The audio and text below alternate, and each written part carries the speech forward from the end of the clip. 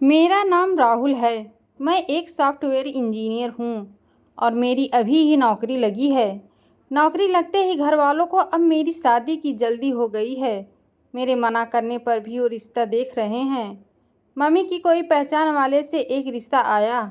Mummy को रिश्ता बहुत अच्छा लग रहा था। लड़की भी अच्छी थी। तस्वीर मम्मी ने मुझे दिखाई।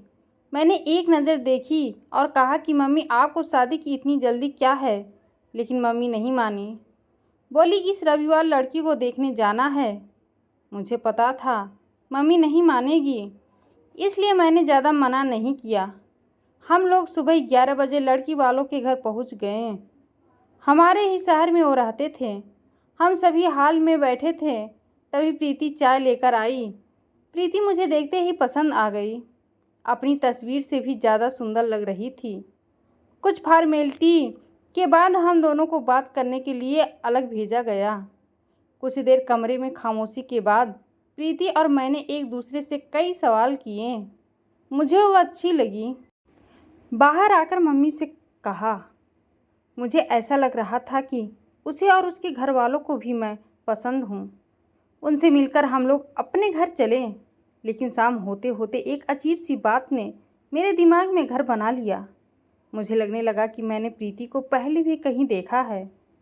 फिर मुझे लगा कि ऐसा तो हमें बहुत लोगों के साथ मिलकर लगता है, और आजकल तो सोशल मीडिया पर हर कोई है, तो शायद कहीं प्रोफाइल देखी होगी। यह विचार फिर मैंने हटा दिया। लेकिन बेड पर सोते वक्त भी मुझे लगा कि मैंने उसे कहीं देखा है। प्रीति का नंबर मैं लेकर आया था। रात में ही मैंने उसे फ़ोन किया। पहले थोड़ी बात की, फिर मैंने पूछा कि तुम दिल्ली से पढ़ी हो, क्योंकि मैंने अपनी पढ़ाई दिल्ली से की है, इसलिए मुझे लगा कि वो भी कहीं दिल्ली से नहीं पढ़ी। उसने मना कर दिया। बोली नहीं, दिल्ली कभी कभी ही जाती हूँ। बात देखा जाए तो बहुत छोटी थी, लेकिन मुझे अब वो खटक रही थी। मुझे कुछ याद नहीं था, लेकिन ऐसा लग रहा था कि पता नहीं कैसा, पर मैं बस जानना चाहता था कि मैंने उसे कहाँ देखा है। प्रीति से एक दो बार और मिलने पर मुझे यकीन सा होने लगा कि मैंने इसे ज़रूर इससे पहले कहीं देखा है। मैंने प्रीति से बहुत सवाल किए। उससे पूछा कि क्या वो मुझसे पहले किसी से प्यार करती थी या उसका कोई बॉयफ्रेंड था। प्रीति ने मना किया। कहा फ्रेंड थे लेकिन बॉयफ्रेंड नहीं था। प्रीति सुंदर थी। अब मुझे यह लगने लगा कि वो मुझसे झूठ बोल रही है।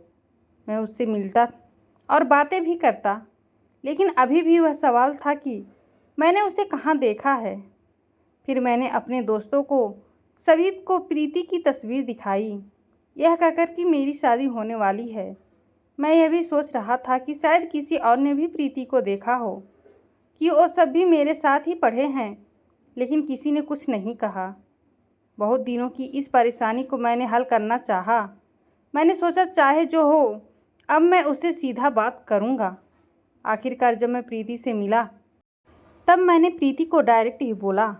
कहा कि प्रीति, मेरी मेमोरी इतनी अच्छी नहीं है, लेकिन मुझे यह बात परेशान कर रही है कि मैंने तुम्हें कहाँ देखा है, किस पार्टी में या कहीं और। इतने दिनों से एक ही सवाल, और मेरे बर्ताव से शायद वो भी परेशान थी। वो मुझसे इस दौरान कई बार पूछ रही थी कि आप मेरे पास होकर भी पास नहीं रहते, क्या बात है। मेरे इस सवाल पर वो भड़क गई। उसने कहा कि जब से आप मिले यही कह रहे हैं। मैंने आपसे सब बता भी दिया। आप कहना क्या चाहते हैं? कहाँ देखा है आपने? आप खुल के बताएं, क्या बोलना चाहते हैं? आपको मुझ पर भरोसा नहीं तो आप शादी मत कीजिए। इतना कहकर वो उठकर चली गई। इस तरफ मेरी मम्मी शादी की तैयारी कर रही थी, दूसरी तरफ हमारा झगड़ा हो रहा था। अब मैं सोच रहा था कि शायद हमारा कुछ नहीं होगा। अब 2 से 3 दिन हो गए, प्रीति का कॉल नहीं आया। मैंने भी उसे नहीं लगाया। मुझे समझ नहीं आ रहा था कि मैं इस बात से इतना परेशान क्यों हो रहा हूँ। फिर मुझे सुबह प्रीति का कॉल आया। उसने कहा कि आपके सवाल का जवाब मैं देती हूँ, आप मिल सकते हैं। मुझे आपको कुछ दिखाने के साथ समझाना भी पड़ेगा। मैं प्रीति से मिलने गया। उसने कहा कि अभी मैं कुछ दिखाने वाली हूँ, उससे आपको याद आ जाएगा कि आपने मुझे कहाँ देखा है। इतना बोलकर उसने अपने बैग से मोबाइल निकाला और उसमें एक वीडियो क्लिप दिखाई। वीडियो में था, जब मैं कॉलेज के लास्ट ईयर में था तब एक रेस्टोरेंट में 4 से 5 लड़कियां बेवजह मेरी टेबल पर आ गई थी।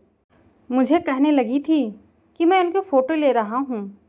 मैंने मना किया तो उसने बहस हो गई। प्रीति बोली कि मैं उस समय दिल्ली अपनी कजिन बहन के पास गई थी। वो सोशल मीडिया पर प्रैंक वीडियो अपलोड करती थी। उस समय मोबाइल मेरे हाथ में था और मैं वीडियो बना रही थी। तुम्हारे बाल उस समय बड़े थे और करीब 3 साल पुरानी बात हो गई, इसलिए मैं तुम्हें पहचान नहीं पाई। वो प्रैंक था, वहाँ सब जानते थे, रेस्टोरेंट वाले भी। वीडियो ख़त्म होते ही हम तुम्हें सॉरी भी बोलते, लेकिन तुम तो बहुत डर गए थे। तुम्हारी तो बोलती ही बंद हो गई थी और उठकर चले गए।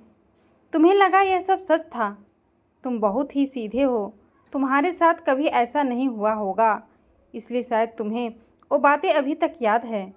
हमें वीडियो थोड़ा लंबा चाहिए था और कुछ मिनट में हम तुम्हें बता ही देते, लेकिन हमें भी नहीं पता था कि तुम इतने घबरा जाओगे।